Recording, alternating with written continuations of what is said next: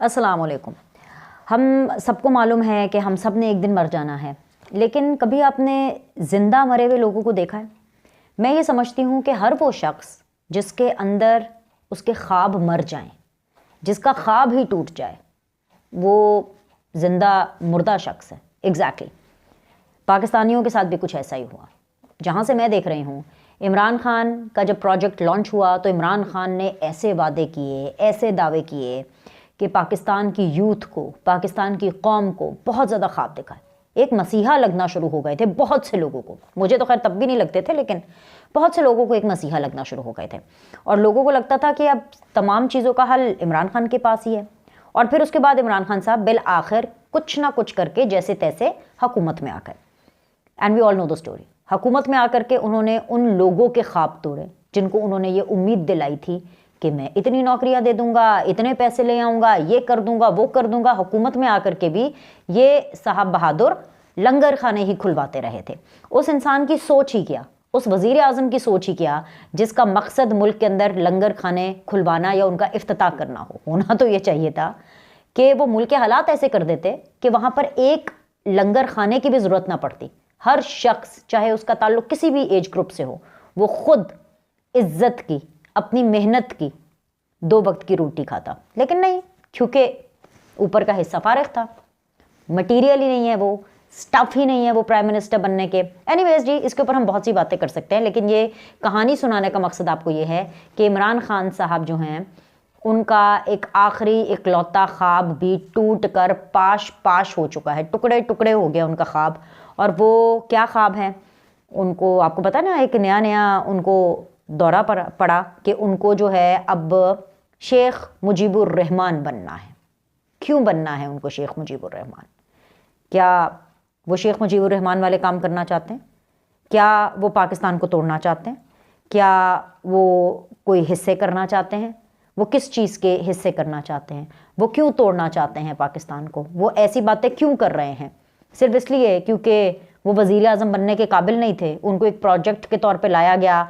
ठीक है, फौज इस्टेब्लिशमेंट माजी में बहुत से लोगों को सपोर्ट करती रही है। हर पॉलिटिकल पार्टी जब वो वजारत उज़्मा में आती है तो कहीं ना कहीं एक अंडरस्टैंडिंग होती है, क्योंकि ऐसा थोड़ी है कि फ़ौज इंडिया की फ़ौज है, हमारी फ़ौज है ना, पाकिस्तान की फ़ौज है, तो सबने एक लाइजोन में काम करना होता है। जब बिल्कुल नहीं बनती, जैसे नवाज शरीफ की इतनी दफ़ा नहीं बनी फ़ौज से, चले गए, निकाल दिए गए, पैनामा हो गया, उससे पहले भी हुकूमतें तोड़ दी गई, गिरा दी गई। बेनज़ीर की बहुत दफ़ा नहीं बनी, 2 दफ़ा वज़ीर आज़म बनी, दोनों दफ़ा जो है उनकी हुकूमत, वो एक अलग बात है कि बेनज़ीर की तो एक हुकूमत उन्हीं के अपने प्रेसिडेंट ने गिरा दी, सो होता है।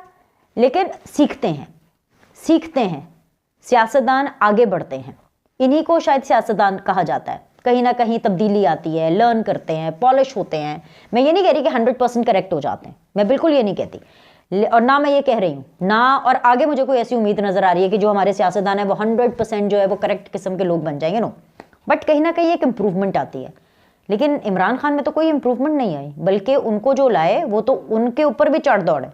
ना बाजवा साहब को छोड़ रहे हैं, ना जनरल फैज को छोड़ रहे हैं, ना प्रेसिडेंट आरिफ अलवी को छोड़ रहे हैं, ना किसी को भी नहीं छोड़ रहे। जिसने इमरान खान के ऊपर एहसान किया, इमरान खान साहब पलट कर उन्हीं के ऊपर वार कर रहे हैं और उन्हीं को धोखे देने के इल्ज़ामात उनके ऊपर लगा रहे हैं और ये साबित कर रहे हैं कि जी इमरान खान साहब के साथ धोखा हो गया, सिर्फ इसलिए क्योंकि उनको वजारत उस्मा से हटाया गया। बेसिकली मुद्दा ये है कि जो जेन्युइनली अपने वोट, अपनी सपोर्ट से नहीं आते, तो फिर उनको निकाला भी ऐसे ही जाता है। बहुत सीधी सी और सिंपल सी बात है। अब मामला ये है कि इमरान खान साहब जो हैं, उन्होंने ये सोचा कि मैं पहले कुछ अरसा गुड कॉप बन के देखता हूँ। जब जेल में गए तो जेल अभी क्योंकि बहुत मुश्किल हो रही थी, हालांकि फुल प्रोटोकॉल वाली जेल थी, लेकिन इमरान खान साहब को तमाम सहूलियात दी गई। एक्सरसाइज का शौक था, अगलों ने बोला ये लो भाई, ये एक्सरसाइज के डंडे भी ले लो, रॉड भी ले लो, एक्सरसाइज की साइकिल भी ले लो, एक्सरसाइज की मशीन भी ले लो, भाई तू खुश रह, भाई तू खुश रह जेल में, बस तू खुश रह, अपना मुंह बंद रख, खुश रह। लेकिन ये इमरान खान साहब को रास नहीं आया। फिर जब उनको लगा कि पार्टी तो अब नहीं रहेगी, तो उन्होंने कहा चलो ठीक है भाई, बहुत लोगों ने समझाया कि ना करो ना करो। पार्टी का जो चेयरमैन है उसको सेलेक्ट इमरान खान ने तब किया जब कोई रास्ता नहीं था, चारों ना चार, कि अब मैं अपना ये दाव खेलता हूँ। गौहर खान साहब को ले आए। खैर वैसे अभी वो भी चंद दिनों की चेयरमैन ही उनकी रह गई है, क्योंकि अकबर एस बाबर साहब ने कम चुक लेता है, आपको पता है ना। तो ये भी अनकरीब आने वाले दिनों के अंदर आपको पता चल जाएगा कि tata bye bye Gauhar Khan भी होने वाला है। बट एनीवेज, इमरान खान साहब ने गौहर खान साहब का इंतखाब किया। उसके बाद इमरान खान साहब को ये लगा और उनके चाहने वाले जितने भी हैं उनको ये लगा कि अब फौज ओके हो जाएगी, अब तो सब कुछ ठीक हो जाएगा इस्टेब्लिशमेंट और इमरान खान साहब के बीच में। लेकिन असल में क्या है ना कि जो मोमिन है ना, हमें तो ये सिखाया जाता है, मोमिन जो है ना वो एक ही सुराख से 2 दफ़ा नहीं डसा जाता। एंड आई थिंक सो, और सोच भी मैं यही रही हूँ, मेरी उम्मीद भी है कि अब इस्टेब्लिशमेंट ने भी अपना लेसन लर्न कर लिया है। और मैं इसलिए ये कह रही हूँ क्योंकि जिस दिन army chief general Asim Munir साहब ने, जो कि इस वक्त दिन रात मेहनत कर रहे हैं पाकिस्तान के लिए और जेन्युइन मेहनत कर रहे हैं, इसकी मैं आपको बहुत सी रीजंस बता चुकी हूँ, क्योंकि अभी कोई इलेक्टेड गवर्नमेंट नहीं है, अभी उनके ऊपर बहुत ज़्यादा बैगेज है, अभी उनका बहुत ज़्यादा काम है, उनको एक बहुत ही डिफ़िकल्ट किस्म का जो है वो पाकिस्तान मिला था, बहुत डिफ़िकल्ट किस्म के हालात मिले थे। और ऐसे में वो जो काम कर रहे हैं वो अपनी एक लेगेसी और एक अच्छी चीज़ बिल्टअप कर रहे हैं कि अपने पीछे वो एक बहुत अच्छी चीज़ छोड़ के जाएंगे अगर वो इसी तरह अपना काम करते रहे। भाई, जो गैर कानूनी जो अफगान बशिंदे पाकिस्तान के अंदर मौजूद थे, साहिबा, तो उनको निकालना तो था इज्जत से, तमीज़ से, इंसानों की तरह। और ये बड़ा इज्जत से, तमीज़ से ये काम हो रहा है और बड़ा इज्जत और तमीज़ के साथ उनको कहा गया कि भाई ये आपकी लास्ट डेट है, प्लीज़ आप वॉलंटरली एग्जिट करें, it is too much for Pakistan. आगे बढ़ने से पहले मुझे आपको पीछे लेके जाना है। इमरान खान भी ये मंजन गज वज के बेचते रहे हैं। मोहिद यूसुफ साहब उन्हीं के दौरे हुकूमत में थे ना उनके साथ। मोहिद यूसुफ साहब ना सिर्फ टेलीविजन प्रोग्राम्स में बल्कि प्रेस कॉन्फ्रेंस में आके गज वज के इस बात को कहते रहे कि अफगान भाइयों को अब चले जाना चाहिए।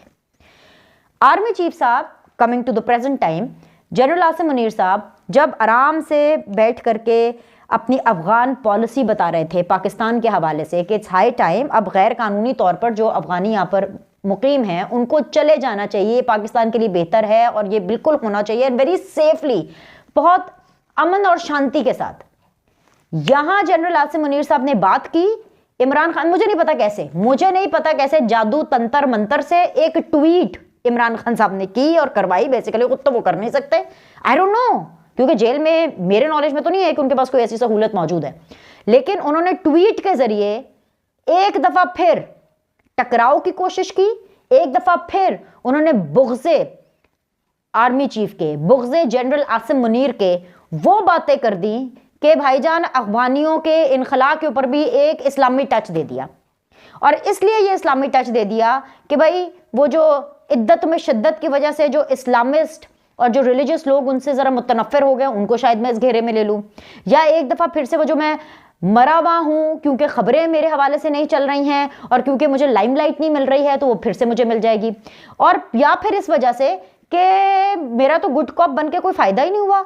जनरल आसिम मुनीर साहब तो मेरी बात मान ही नहीं रहे हैं, मुझसे तो मिलना ही नहीं चाह रहे हैं, मेरे से कोई सेटलमेंट क्यों नहीं कर रहे हैं, मेरे से क्यों नहीं पूछा जा रहा। ओ भाई, आप चौधरी हैं, आपसे क्यों पूछा जाए। इमरान खान साहब मुफ्ते के पाकिस्तान के चौधरी बनना चाहते हैं, मुफ्ते के अफगान पॉलिसी के चौधरी बनना चाहते हैं, मुफ्ते के पाकिस्तान की पॉलिसी के चौधरी बनना चाहते हैं, मुफ्ते के फजूल, ये मुफ्ता ही है ना, काम करना कुछ नहीं है, सीखना कुछ नहीं है, तमीज़ नहीं सीखनी है, पॉलिटिकल बिहेवियर नहीं सीखना है, चीज़ों को एड्रेस करना कैसे है वो नहीं सीखना है, लेकिन उल्टा पाकिस्तान का चाचा मामा चौधरी ऐसे बनना है कि जैसे उनसे बेहतर तो कोई है नहीं। तो भाई आपको हम भुगत चुके, हमने देख लिया कि आपने क्या किया, आपने तो वो कुछ कर दिया जिसका तसव्वुर आपको लाने वालों ने भी नहीं सोचा होगा। मैं गारंटी से आपको कहती हूं कि जनरल बाजवा ने भी ये नहीं सोचा होगा कि ये ऐसे निकलेंगे, जनरल फैज ने भी ये नहीं सोचा होगा कि ये ऐसे निकलेंगे। जनरल आसिम मुनीर को तो इनकी हरकतें बहुत पहले से पता चल गई थी, इसीलिए जनरल आसिम मुनीर के आज तक पीछे पड़े हुए इमरान खान। सो मुद्दा यह है कि इमरान खान ने फिर एक महाज खोला है। तो भाईजान, ये जो इमरान खान नामी शख्स है ना, ये सुधरने वाले नहीं हैं, और इसी चक्कर में ये मीडिया को बताते फिरते हैं कि जी वो शेख मुजीबुर रहमान के साथ भी तो ये हुआ था, तो मैं शेख मुजीबुर रहमान तो फलाना तो टमकाना।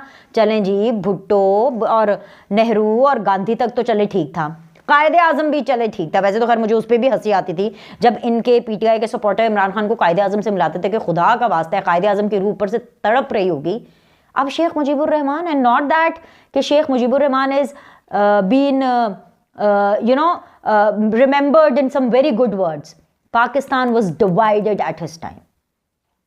Rest is history. मुझे इसकी हिस्ट्री में नहीं जाना, लेकिन जो ख्वाब है ना इमरान खान साहब का, ये शेख मुजीब बनने का, और ये जो ख्वाब है ना इमरान खान साहब का कि जी मैं तो भुट्टो से भी आगे निकल जाऊंगा, ऐसा कुछ नहीं है। अब शेख मुजीब का जिक्र हो रहा है तो मुझे भुट्टो साहब का भी जिक्र करना पड़ेगा, और मैं आपको सारा समझाऊंगी कि ये क्यों ऐसा नहीं होगा, क्यों इमरान खान साहब को जो है इसमें बहुत बड़ी शिकस्त होने वाली है। और मैं इसलिए आपको ये बता रही हूँ क्योंकि उन तमाम लोगों को जिनके अंदर ज़रा सी भी कोई अक्ल समझ है, उनको अपनी आंखें खोलनी चाहिए। मैं जमहूरियत में यकीन रखती हूँ, मैं आपको ये तो नहीं कह सकती कि भाई इस आदमी को आप फॉलो ना करें, मैं आपको ये तो नहीं कह सकती, लेकिन मैं आपको ये ज़रूर बता सकती हूँ कि इमरान खान साहब रॉन्ग नंबर हैं। आंखें खोलें, दिमाग खोलें, सोचें समझें। अदालत ने, सुप्रीम कोर्ट ने बेसिकली भुट्टो की जो फांसी वाला मामला है उसको दोबारा खोला है। और वैसे तो देखा जाए, हमें तो ये कहना चाहिए भुट्टो हम शर्मिंदा हैं, और हम शर्मिंदा हैं, मैं तो कहती हूँ भुट्टो हम शर्मिंदा हैं।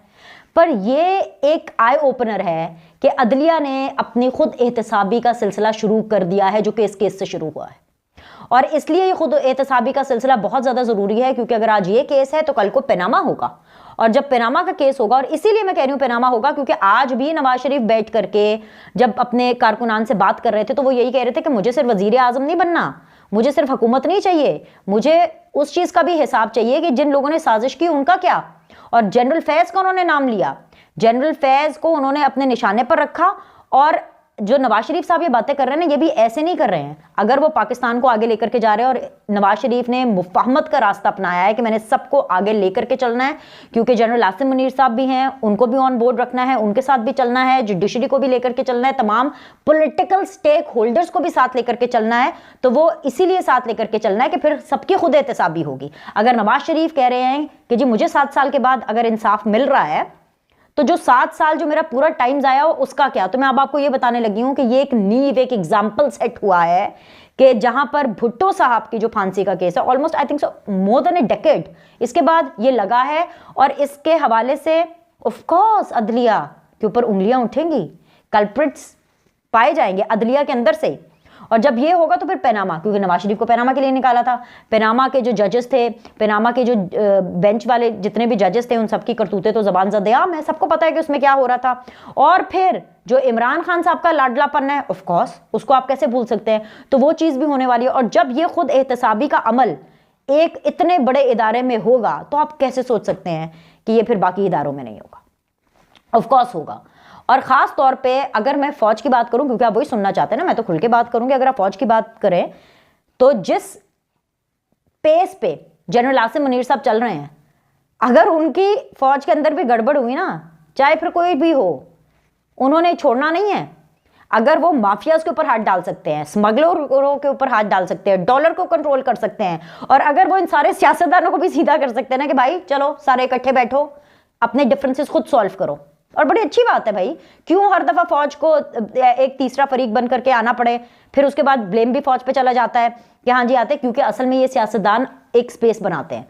तो अगर ये सारा कुछ कर सकते हैं जनरल आसिम मुनीर साहब, तो भाईजान क्या वो अपने इदारे को हाउस इन ऑर्डर नहीं कर सकते? बिल्कुल कर सकते हैं। तो ये इमरान खान साहब किसी खुशफहमी में ना रहे। तो इनका ये जो ख्वाब है ना कि पाकिस्तान डिवाइड हो और मैं शेख मुजीबुर रहमान बनूं, और ये जो इस्लामी टच दे रहे हैं अफगानिस्तान के ये अफगानियों के इनखला के लिए के हवाले से भी, और ये वहाँ से जो नवाज शरीफ साहब बता रहे हैं कि जी उनको भी हिसाब चाहिए, तो ये हर चीज़ इमरान खान के ख्वाब को पाश पाश कर देगी, लेकिन पाकिस्तान को बचा लेगी। ये मैं आपको बता रही हूँ। एक और चीज़, शेर को पता चला कि आज पकड़ लिया गया है, लेकिन आधा पकड़ा, पहले पकड़ा फिर कुछ देर के बाद पता चला। किस शेर की बात कर रही हूँ? शेर अफजल मरवत की मैं बात कर रही हूँ भाई। वो अजीब उन्होंने रौला डाला हुआ था जी, फड़ लेता तड़ लेता, फड़ लेता तड़ लेता। फिर उसके बाद जी एनीवेज मुझे तो कुछ समझ नहीं आ रही थी कि क्या हो रहा है भाई, ये क्या सीन है, इनकी क्या ड्रामे फिल्में चल रही हैं। क्योंकि पहले पता चला उनको अरेस्ट कर लिया है, पीटीआई के जितने भी लोग हैं, ट्विटर पे तो खैर बहुत ही लोग हैं, तो उन्होंने कहना शुरू कर दिया अगवा कर लिया, अगवा कर लिया। एनीवेज जी फिर पता चला कि जब तरदीद आई खैबर पख्तूनख्वा की पुलिस की कि भाईजान हमने तो कुछ भी नहीं किया, हमारे पास तो नहीं है, ये तो फुल मंजन बेच रहे हैं। फिर उसके बाद मैंने देखा कि जी शेर अफजल मरवत साहब ने खुद ट्वीट किया, लंबी चौड़ी उनकी ट्वीट है, साथ में चल रही है, आप देख भी लें। उन्होंने कहा जी I manage to escape the attempt of their police to abduct me with the heavy duty 300 policemen trying to हाय अल्लाह 300 बंदा शेर अफजल मरवत के लिए। ये क्या खा के ट्वीट कर रहे हैं भाई, मतलब अच्छा जी, उसके बाद जी खैर मुद्दा उनका ये है कि जी मुझे पकड़ने की कोशिश की थी, लेकिन मेरे जितने भी सपोर्टर्स थे वो सीसा पिलाई दीवार की तरह आ गए और 300 पुलिस वाले जो मुझे पकड़ने की कोशिश कर रहे थे उनकी कोशिश को नाकाम बना दिया। तो भाईजान ये भी रॉन्ग नंबर है। तो प्लीज बी वेरी केयरफुल, ये भी रॉन्ग नंबर है। इनको कोई अगवा नहीं किया, इनको अभी किसी ने नहीं पकड़ा है, लेकिन फिर भी अभी जो मैंने आपको शेर अफजल मरवत साहब की मैंने आपको ट्वीट पढ़ के बताई है, अगर आपको उस पर भी यकीन नहीं आ रहा, वैसे यकीन तो मुझे भी नहीं आ रहा, मुझे नहीं पता 5 मिनट के बाद ये क्या कहेंगे। सो जो भी कहेंगे हम आपको बता देंगे, लेकिन भाईजान आंखें खोलें, दिमाग खोलें और आप सब होश के नाखून लें और मिल करके पाकिस्तान के लिए दुआ करें। पाकिस्तान जिंदाबाद।